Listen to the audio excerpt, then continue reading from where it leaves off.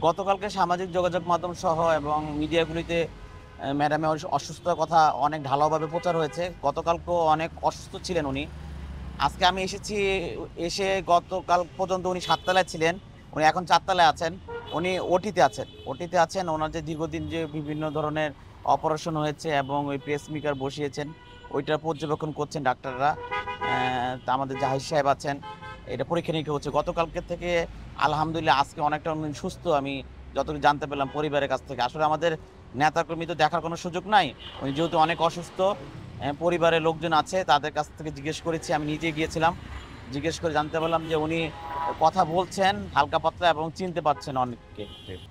আসলে আমরা ওই ধরনের কোনো চিন্তা করছি না। আমাদের দেশনেত্রী বেগম খালেদা জিয়া আমাদের মাঝে আবার আগের মতো সুস্থ হয়ে ফিরে আসবেন এবং সারা বাংলাদেশে আপামর জনতার সহ দলমত নির্বিশেষে ওনার জন্য দোয়া রয়েছে এবং ওনার দোয়া কামনা করি। আবার আপনি যে কথাটি বলেছেন ওনার অনুপস্থিতিতে, আপনি জানেন যে দীর্ঘদিন যাবৎ আমাদের দেশনেত্রী বেগম খালেদা জিয়া সহ আমাদের বিএনপি ভারপ্রাপ্ত চেয়ারম্যান জনাব তারেক রহমান আমাদের জাতীয়তাবাদী দলের হাল ধরেছেন।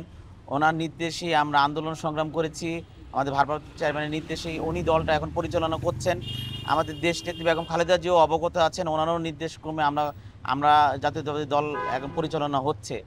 এ ধরনের কোনো যে জিনিসটা আমাদের এই যে আমরা চাই যে আমাদের মাঝে আমাদের নেত্রী আবার ফিরে আসুক।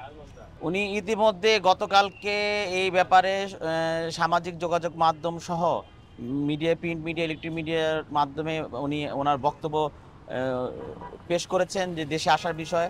উনি দেখেন ওনার তো মা অসুস্থ এবং ওনার মার সাথে ওনার কিন্তু অনেক সন্তান দেশে।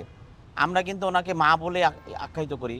তো ওনার একটা বিষয় আছে যে যেহেতু উনি সন্তানের জন্য মায়ের জন্য তো সন্তান কাঁদবেই এবং এদেশে কিন্তু আরো অনেক কিছু আছে। ওই সবকিছু বিবেচনা করে আমাদের বিএনপি ভারপ্রাপ্ত চেয়ারম্যান সঠিক সিদ্ধান্ত নিবে যে এই মুহূর্তে দেশে আসা, যেহেতু মা অসুস্থ ওনার আসাই দরকার এবং সার্বিক বিবেচনা করে উনি একটা সিদ্ধান্ত নিবেন বলে আমি আশা করি।